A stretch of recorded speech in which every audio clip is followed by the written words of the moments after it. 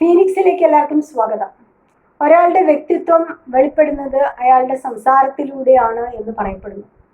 പ്രശസ്ത ഇന്റർനാഷണൽ സ്പീക്കറായ Julian Treasure അദ്ദേഹം how to speak so that people want to listen എന്ന അദ്ദേഹത്തിന്റെ ടെഡ് ടോക്ക് സീരീസിൽ അദ്ദേഹം പറയുന്നുണ്ട്, 7 കാര്യങ്ങൾ നമ്മൾ ഒഴിവാക്കിയാൽ മറ്റുള്ളവർക്ക് നമ്മളുടെ സംസാരം പ്രിയപ്പെട്ടതായി മാറും. അതായത് മറ്റുള്ളവർ നമ്മളുടെ സംസാരത്തിൽ ആകൃഷ്ടരാകും.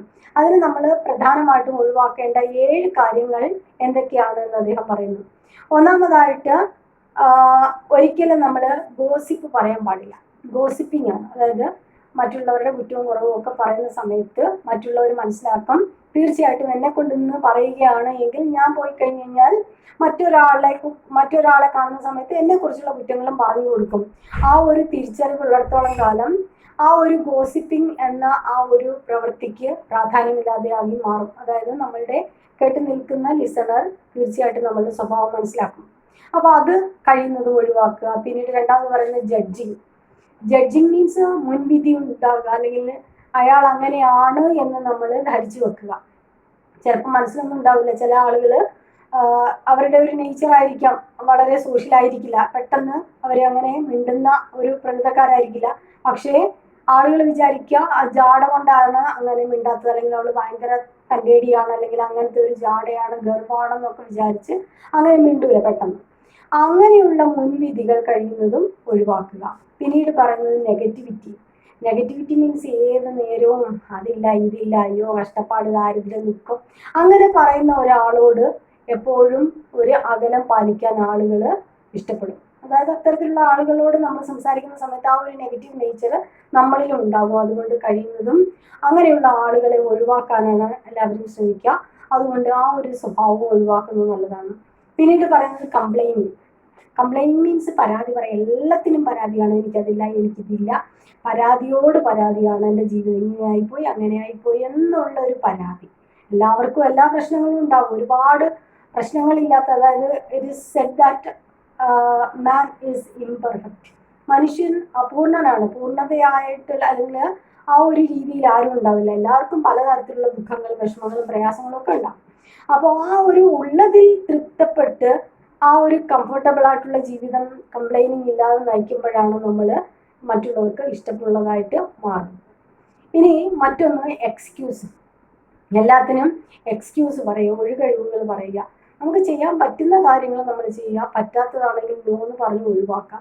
അതല്ലാതെ അതിന് എക്സ്ക്യൂസ്, ഇത് നാളെ ചെയ്യാം, മറ്റന്നാൾ ചെയ്യാം, അങ്ങനെ ചെയ്യാം, ഇങ്ങനെ ചെയ്യാം എന്നൊക്കെ പറഞ്ഞിട്ട് നമ്മൾ ചെയ്യാതിരിക്കുന്ന സമയത്ത് അതും മറ്റുള്ളവർക്ക് നമ്മളിലുള്ള ആ ഒരു ഇംപ്രഷൻ ഇല്ലാതെയാക്കുന്നതാണ്.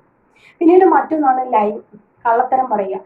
അപ്പോൾ ഒരു കള്ളം ചിലപ്പോൾ അത്യാവശ്യത്തിന് പറഞ്ഞെന്നിരിക്കും, പക്ഷെ ആ കള്ളത്തെ മറയ്ക്കാൻ വേണ്ടിയിട്ട് പിന്നീട് പല പല കള്ളങ്ങൾ ആവർത്തിക്കപ്പെടുന്നു. അങ്ങനെ ആവർത്തിക്കപ്പെടുന്ന സമയത്ത് തീർച്ചയായിട്ടും ആ കള്ളത്തരത്തിൽ ഏതെങ്കിലും ഒന്ന് പിടിക്കപ്പെടും.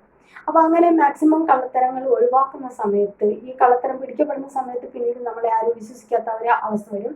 അതുകൊണ്ട് ആ കള്ളത്തരങ്ങൾ ഒഴിവാക്കുകയാണെങ്കിൽ മറ്റുള്ളവർക്ക് നമ്മൾ പ്രിയപ്പെട്ടതായി മാറും. പിന്നീട് ഡോഗ്മാറ്റിസം മീൻസ് ജനറൽ ഡിസ്ട്രസ്റ്റ് അല്ലെങ്കിൽ മിസ്ട്രസ്റ്റ് ഓഫ് അതേഴ്സ്. മറ്റുള്ളവരെ തീരെ വിശ്വസിക്കാതിരിക്കുക, അതായത് ആരെയും വിശ്വസിക്കാത്ത അവസ്ഥ.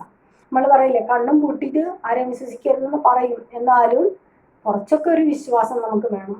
ആരെയും വിശ്വസിക്കാത്ത ഒരവസ്ഥയിൽ, ഒന്നിനെയും വിശ്വസിക്കാത്ത, കുടിച്ച വെള്ളത്തെ പോലും വിശ്വസിക്കാൻ പറ്റില്ല എന്നുള്ളൊരു സ്വഭാവമാണ് എങ്കിൽ അത് അങ്ങനെയുള്ള സ്വഭാവമുള്ള ആളുകളിൽ നിന്നും മറ്റുള്ളവർ ഒഴിഞ്ഞു പോകാനാണ് ചാൻസ്.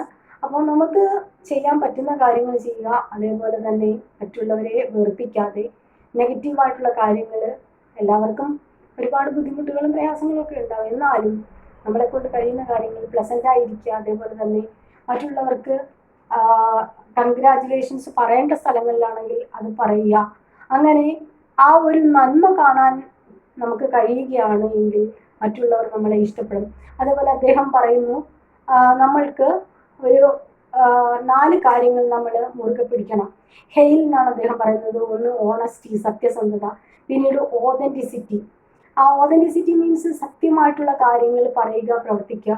പിന്നീട് മറ്റൊന്ന് ഐ എന്ന് പറയുന്നത് ഇൻറ്റഗ്രിറ്റി ആണ്. ഇന്റഗ്രിറ്റി മീൻസ് ആ ഒരു ഐക്യം അല്ലെങ്കിൽ ആ ഒരു ബോധം, പറയുന്ന വാക്കും പ്രവൃത്തിയും തമ്മിലൊരു ബന്ധം. നമുക്കറിയാം ചില ആളുകൾ പറയുന്ന വാക്കൊന്നും പ്രവൃത്തി വേറെ ഒന്നായിരിക്കും. എല്ലാവരെയും സ്നേഹിക്കണം അല്ലെങ്കിൽ എല്ലാവർക്കും നന്മ ചെയ്യണമെന്ന് പറഞ്ഞിട്ട്, അല്ലെങ്കിൽ എല്ലാവരോടും നല്ല പോസിറ്റീവായിട്ടുള്ള കാര്യങ്ങളെന്ന് പറഞ്ഞിട്ട് തിരിച്ചു പറയുക എല്ലാം നെഗറ്റീവ് ആയിരിക്കും. അവരുടെ ആ ഒരു സ്വഭാവം തന്നെ നെഗറ്റീവ് നേച്ചർ ആയിരിക്കും. അപ്പോൾ ആ വാക്കും പ്രവൃത്തിയും തമ്മിലൊരു ഇന്റഗ്രിറ്റി ഉണ്ടായിരിക്കണം. പറയുന്ന വാക്കും ചെയ്യുന്ന പ്രവൃത്തിയും തമ്മിലൊരു ബന്ധം ഉണ്ടായിരിക്കണം. അതേപോലെ അടുത്തതാണ് ലവ്, സ്നേഹം ഉണ്ടായിരിക്കണം. ആ വാക്കുകളിൽ ഒരു മയം, വേണ്ടടുത്ത് മയം, അതേസമയം ദേഷ്യപ്പെടേണ്ടടുത്ത് ദേഷ്യപ്പെടേണ്ട എന്നല്ല, അതേസമയം എല്ലാ സമയത്തും ദേഷ്യം എന്നുള്ളതല്ല, മറിച്ച് മയം വേണ്ട സ്ഥലത്ത്, സ്നേഹം വേണ്ട സ്ഥലത്ത് സ്നേഹത്തോടു കൂടി പെരുമാറാൻ സാധിക്കുക. ആ ഒരു ക്യാച്ച് വേർഡാണ് അദ്ദേഹം പറയുന്നത്. Hail, honesty, authenticity, integrity and love. ഈ കാര്യങ്ങൾ നമ്മളുടെ സംസാരത്തിലുണ്ടെങ്കിൽ തീർച്ചയായിട്ടും മറ്റുള്ളവർ നമ്മളുടെ സംസാരം ഇഷ്ടപ്പെടും. Have A nice